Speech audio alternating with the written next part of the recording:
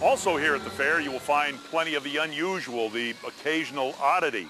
But of course, these sorts of things aren't limited just to a fair. Take a look, for example, what we found out in the Heartland with this tale of twine. Oh.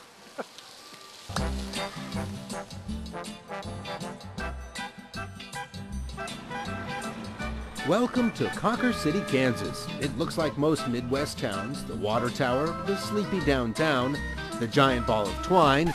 Giant ball of twine? Say cheese. A farmer named Frank Stober started winding up his twine back in 1953. And more people gave him twine, the ball got bigger and bigger and bigger. And today it's on display in Cawker City for all to see, all 18,000 pounds of it. Hello there. Well, hello there to you.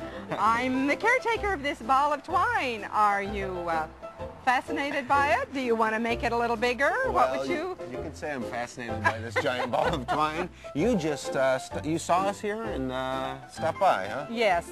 I can't spend all of my time here. I work at the school in the library. But when I see people here, I stop with twine And within minutes, she produced a spool of twine out of the trunk of her car, and it was my turn to do my civic duty. Just go ahead and tie it on any place where there's a loose piece or right here? Whatever. But get a little more than that, so it'll kind of go in at an angle like that. So it. There's a trick to do it. Yeah, so it doesn't like this? move. Like that? And bring it on over here even. Okay. Bring that piece through here. Oh, you there. need it to stay put. Yes, I see. so it stays put. First time I've done this. Oh, I know. You'll have to forgive me. Good work. Look all right to you? Now, is it good and tight? So this is Cawker City's claim to fame, no doubt. No doubt. Yes, it is. So you can understand why the folks here are protective of their twine ball. And the town is doing everything it can to stay tied to the twine. What's this yellow paint that leads away from this ball of twine? This is to represent unwrapped twine. And it's our masterpiece twine walk. And if you walk up and down the streets of Cawker City following this twine, you see lots of paintings in windows. And they are masterpiece paintings that a friend painted.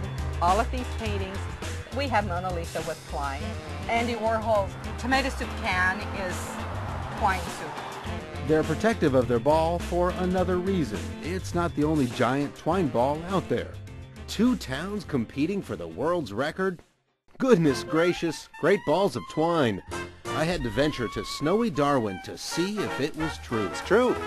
I found Darwin's ball across the street from the Twine Ball Inn and down the block from Twine Ball Antiques.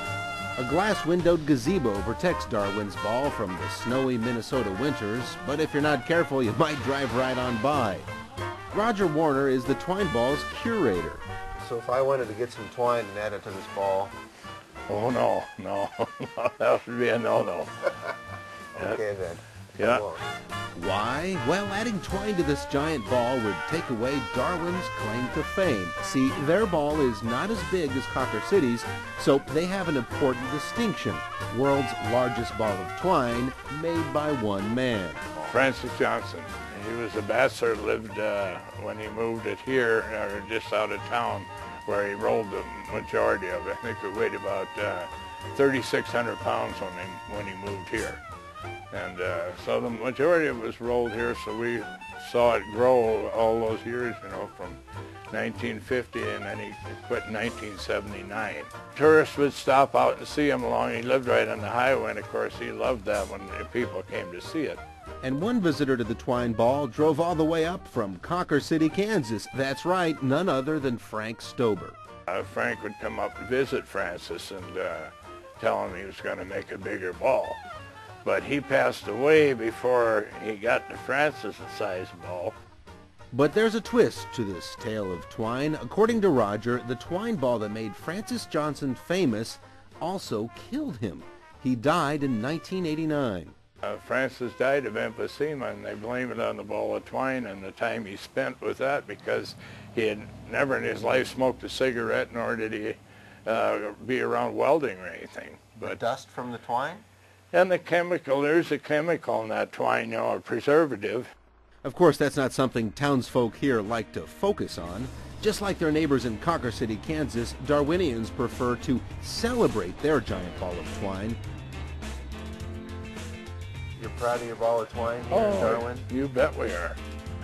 Yes, it makes you wonder why he did it, but he did it, and it's here, so what else are we going to do?